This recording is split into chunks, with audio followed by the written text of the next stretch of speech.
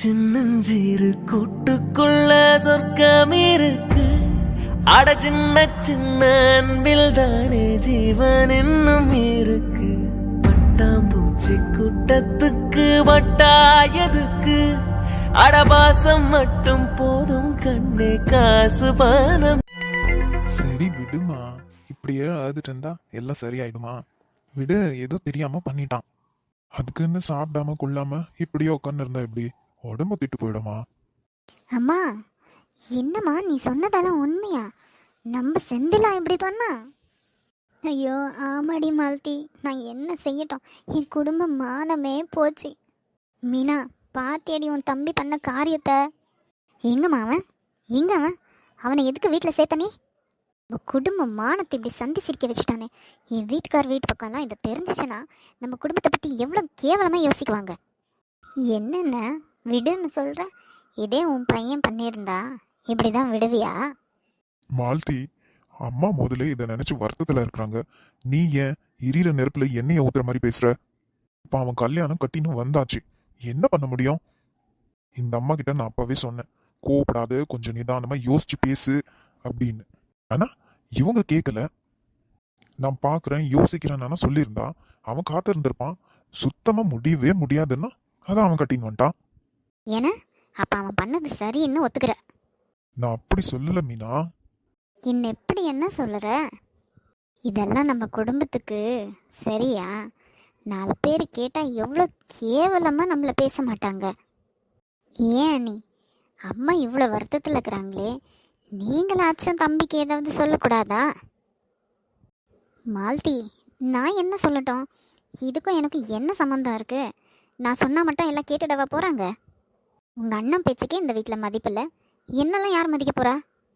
என்ன, நாங்கள்லாம் உங்களை மதிக்கிறது இல்லைன்னு இந்த நேரத்தில் குத்தி காமிக்கிறீங்களா? ஐயோ அம்மா, வாயை திறக்கிறதே தப்பு. இதுக்கு தான் நான் எதுவும் பேச மாட்டேன்னு சொல்கிறது. சரி சரி விடுங்க, ஒரு பிரச்சனையை போய் இன்னொரு பிரச்சனையை கூட்டாதீங்க. அப்போ என்னதான் முடிவு பண்ணியிருக்கீங்க? இன்னும் என்ன மீனா முடிவு பண்றது?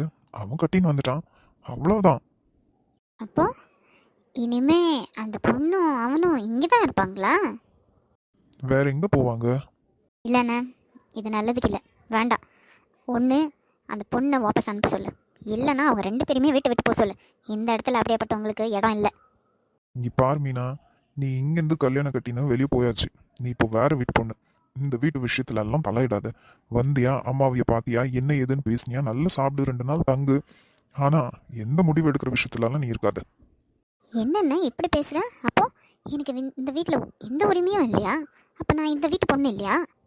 நீ சொல்றது எல்லாமே கரெக்டு தான். நீ இந்த வீட்டு பொண்ணு தான், உனக்கு எல்லா உரிமையும் இருக்கு. ஆனா மற்றவங்க வாழ்க்கைய முடிவு பண்ற எந்த உரிமையும் உனக்கு இல்லை.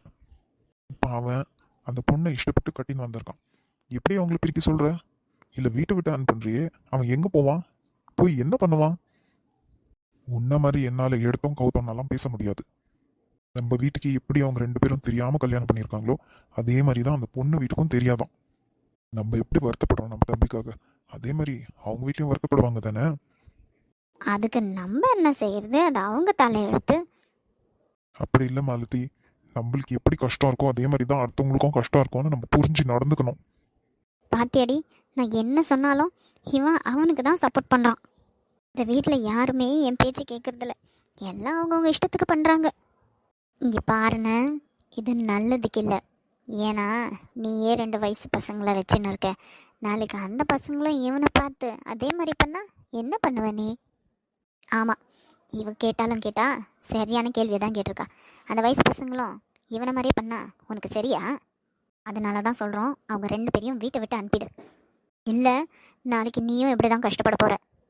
யார் யாருக்கு தலையில் என்னன்னு எழுதியிருக்கோ அது நடந்து தான் நடக்கும். நம்ம என்ன செஞ்சாலும் அதை மாற்ற முடியாது. அப்படி நடக்கணும்னு இருந்தால் நான் என்ன செய்யட்டும்? என்னைக்கோ நடக்க போகிற காரியத்துக்கு இன்னைக்கு இவங்களுக்கு தண்டனையை கொடுக்கணுமா? என்னவோ போனேன், எங்கள் பேச்சே கேட்க மாட்டேன்ற. எல்லாம் நீ அண்ணி பேச்சு கேட்டு தான் செய்கிற. இப்போ எதுக்கு நீ அவளை இழுக்கிற? சரி விடு, எல்லாம் நீங்களே சேர்ந்து முடிவு பண்ணிருக்கீங்க. நாங்கள் 3வது மனுஷங்க தானே. எங்க அவனை பார்த்து 2 வார்த்தை நாக்கு போடுங்கிற மாதிரி கேட்கணும் நான். அவன் உள்ள ரூம்ல தான் இருக்கான். வாடி மாலதி, பார்த்துட்டு போகலாம். என்ன லட்சுமி, என்னாச்சு? எங்க இத்தனை நேரம் ஆனாலும் நம்ம பொண்ணை இன்னும் காணோங்க. என்ன இனியா இன்னும் வரலையா? என்ன சொல்ற? ம் ஆமாங்க, அவளை இன்னும் காணோம். ஃபோன் வேற ஸ்விட்ச் ஆஃப்னு வருது. எனக்கு ரொம்ப பயமாக இருக்குங்க. சரி, அவ ஃபோன் தான் சுவிட்ச் ஆஃப். கூட வேலை செய்யறவங்களுக்கு கால் பண்ணி பார்க்க வேண்டியது தானே? அவங்க நம்பரெல்லாம் எனக்கு தெரியாதுங்க. என்ன லக்ஷ்மி நீ இப்படி இருக்க? அவளோட ஃப்ரெண்ட்ஸ் யாராச்சும் நம்பர் வாங்கி வச்சுக்க வேண்டியது தானே? எனக்கு நேரம் ஆக ரொம்ப பயமாக இருக்குங்க. எங்கே போயிருக்குவா இவ? என்ன ஏது ஒன்றும் தெரியல. சரி சரி, பதட்டப்படாத. நான் என்ன ஏதுன்னு பார்க்குறேன். அம்மா, என்னடா என்னாச்சு? நீ ஏன் இவ்வளோ கோவமா இருக்க? உங்க பொண்ணு பண்ண வேலையை பார்த்தீங்களா? என்னடா, இனியா இனியா கிடைச்சால? என்னாச்சு இனியாக்கு? அவளுக்கு ஒன்றும் பிரச்சனை இல்லையே? பிரச்சனை அவளுக்கு இல்லை, நம்மளுக்கு தான். கார்த்திக், என்ன உளர்ற? சரியா சொல்லு. அப்பா, அவ நம்ம மூஞ்சிலலாம் கரிய பூசிட்டு போயிட்டாப்பா. போயிட்டாளா? எங்க போனா? எவனோ ஒருத்தன் கூட ஓடி போயிட்டா. கார்த்திக், என்ன உளர்ற? நான் ஒன்றும் உளரலப்பா. விஷயத்தை தெரிஞ்சுன்னு தான் வந்து பேசுறேன். நான் உங்களுக்கு ஃபர்ஸ்ட்லேருந்தே சொல்லின்னு இருக்கேன் தானே, அவள் எவன் பின்னாடியோ சுற்றின்னு இருக்கா, அவளை விசாரிச்சு என்ன ஏதுன்னு கேளுங்கன்னு. ஏதாச்சும் பண்ணீங்களா நீங்கள் தான் அவள் என் செல்ல பொண்ணு, அப்படியெல்லாம் பண்ண மாட்டான்னு சர்டிஃபிகேட் கொடுத்தீங்களே.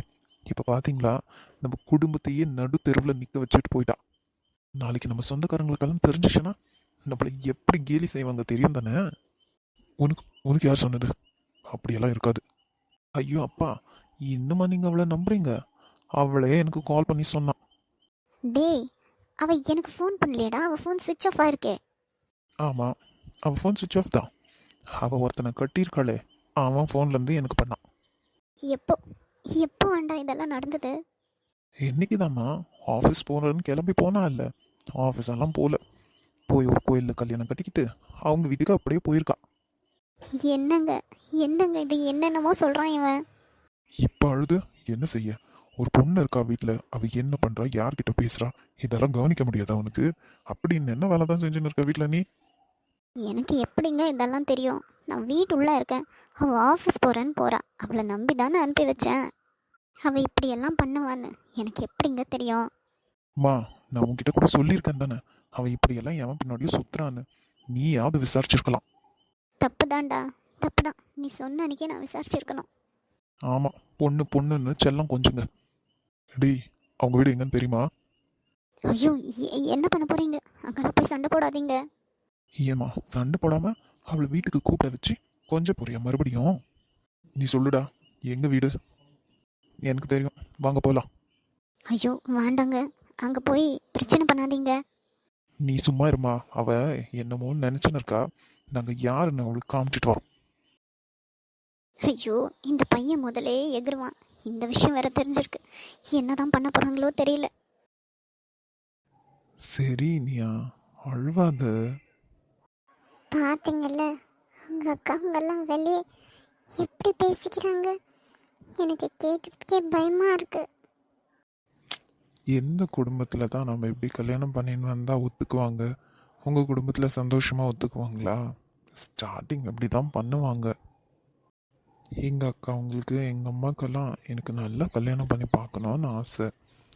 அந்த கோபத்தில் தான் அப்படியெல்லாம் பேசுகிறாங்க. நீ அழுவாத, சும்மா இரு. என் ஃபேமிலி பற்றி உங்களுக்கு தெரியும் தானே? எங்கள் வீட்டிலலாம் எவ்வளோ செல்லமாக வளர்த்தாங்கன்னு. இங்கே என்னடான்னா இப்படி கத்தி கத்தி பேசுகிறாங்க. எனக்கு ரொம்ப பயமாக இருக்குது செந்தில். இங்கேன்னு இல்லை, நீ எந்த குடும்பத்தில் பிறந்து இந்த மாதிரி கட்டின்னு வந்திருந்தாலும் இப்படி தான் பேசுவாங்க. மனசு தைரியப்படுத்திக்கோ. என்னடா என்ன நினச்சிட்டு இருக்க? குடும்ப மானத்தை சந்தி சிரிக்க வச்சுட்டியடா. என்னம்மா உண்டு என்ன? ஆ, உனக்கு கொஞ்சம் கூட வெக்கம் இல்லை? சின்னக்கா, என்னடா சின்னாக்கா, என்ன காரியத்தை பண்ணி வச்சிருக்க நீ? உன் சந்தோஷத்தை பற்றி மட்டும் யோசிச்சியடா, எங்களை பற்றியெல்லாம் யோசிச்சியா? மாமா உன் மேலே எவ்வளோ மரியாதை வச்சிருந்தாரு. நீ இந்த மாதிரி காரியம் பண்ணியிருக்கன்னு நினச்சா அவர் என்னடா யோசிக்க வரும் நம்மளை பற்றி? ஆமாக்கா, சரியா சொன்னேன். ஏண்டா, என் வீட்டுக்காரர் கேட்குற கேள்விக்கு என்னால் என்னடா பதில் சொல்ல முடியும்? நீங்களாம் உங்கள் லைஃப் பற்றி யோசிக்கிறீங்க, அதே மாதிரி தான் நான் எனக்கு பிடிச்ச பொண்ணை கட்டிக்கணும்னு என் லைஃப் பற்றி யோசித்தேன். நாங்கள் தான் உனக்கு ஒரு நல்ல பொண்ணை நல்ல பணக்கார இடத்துல பார்த்து கல்யாணம் பண்ணி வைக்கிறோம்னு சொன்னோம் தானே. அப்புறமா என்ன உனக்கு அவசரம்? இவ்வளோ போய் கட்டியிருக்கியடா.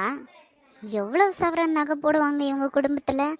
இல்லை உனக்கு எவ்வளோ டௌரி தருவாங்க? அக்கா, நான் அதெல்லாம் எதிர்பார்த்து கல்யாணம் பண்ணல. நான் அவளை விரும்பினேன், அவ என்ன விரும்பினா, அவ்வளவுதான். என் பொண்டாட்டியை பார்த்துக்க எனக்கு தெரியும். இப்படி அழுது அழுது தான் என் தம்பியை மயக்கினியா? இல்லை, அது இல்லைங்க. நான் அப்படிப்பட்ட பொண்ணெல்லாம் இல்லை. அக்கா ப்ளீஸ், நீ அளவுக்கு மீறி பேசுற. ஏன் முன்னாடியே அப்படியெல்லாம் பேசாத. எத்தனை நாளாக உனக்கு இவளை பற்றி தெரியும்டா? கண்டவன் முன்னாடி உன் சொந்த அக்காவே இப்படி பேசுறியே. நான் என்ன அநியாயமா கேட்டுட்டேன்? அவளை நீ அவ்வளோ கேவலமா பேசுனியானா நான் வாய முடின்னு இருக்கணுமா? செந்தில், நீ பண்ணுறது கொஞ்சம் கூட சரியில்லடா. இந்த வீட்டில் அண்ணன் பசங்கள்லாம் இருக்காங்க. வயசு பசங்க தானே அவங்க. உன்னை பார்த்து அவங்க கிட்ட போக மாட்டாங்க? அவங்க கிட்ட போகிற மாதிரி நான் என்ன அப்படி ஒரு கேவலத்தை பண்ணிட்டேன்? இல்லை, எனக்கு புரியல. நீங்கெல்லாம் என்ன பேசுறீங்கன்னு எனக்கு புரியல. எப்படி லவ் பண்ண பொண்ணை கட்டிக்கிறது அவ்வளோ கேவலமா? ஆமாடா, கேவலம்தான். இது உனக்கு கேவலமா தெரியலையா? நாளைக்கு நம்ம குடும்பத்தை பற்றி வெளியே ஆளுங்க கேட்டா என்ன நினைக்க மாட்டாங்க? மற்றவங்களுக்காக என்னால் வாழ முடியாதாக்கா. என் விருப்பப்படி தான் நான் வாழணும்னு ஆசைப்படுறேன். அப்படி உன் விருப்பப்படி வாழணும்னு ஆசைப்படுறவன் ஏன்டா இந்த வீட்டுக்கு வந்த? வேற எங்கேயாச்சும் போக வேண்டியது தானே? ஏன் அண்ணன் அம்மா அப்பா இருக்கும்போது நான் ஏன் போனோம் வெளியே? இந்த வீட்டில் எனக்கும் பங்கு இருக்கு, தெரியும் தானே? ஏண்டா, கல்யாணம் ஆகி முழுசா ஒரு நாள் கூட ஆகல, அதுக்குள்ளேயும் பங்கை பத்தி பேசுறியாடா? பாத்தியாக்கா, இவன் இத்தனை நாள் எப்படி இருந்தான்? ஒரு நாளாச்சும் இந்த வீட்டில் இவனுக்கு பங்கு இருக்குன்ற கதையை இவன் சொல்லியிருப்பானா? கல்யாணம் ஆன நாளே எப்படி பேசுறான் பாத்தியா? இதுக்கெல்லாம் என்ன காரணம்னு நினைக்கிறேன்? எல்லாம் இவ தான். நிம்மதியா இருந்த குடும்பத்தை வந்து கெடுத்துட்டல்ல. நீங்கெல்லாம் நல்லா இருப்பீங்க. நீ மால்தி, வாடி போலாம். இனி இந்த வீட்டில் நம்மளுக்கு என்ன வேலை? இனி உன் காரியமா என்ன இருந்தாலும் எங்களை மட்டும் கூப்பிட்றாத. நான் தான் சொன்னேன்ல செந்தில், கொஞ்சம் யோசிச்சு கல்யாணம் பண்ணிக்கலான்னு. நீங்க கேட்கவே இல்லை. உங்களால இப்ப நான் எல்லார்கிட்டயும் எவ்வளோ அசிங்கப்படுறேன் பாத்தீங்களா? இனியா ப்ளீஸ், எனக்கு மட்டும் இப்படி எல்லாம் இருக்கணும்னு ஆசையா? எனக்கு மட்டும் நம்மளுக்கு நல்லா கல்யாணம் பண்ணிக்கணும்னு ஆசை இருக்காதா?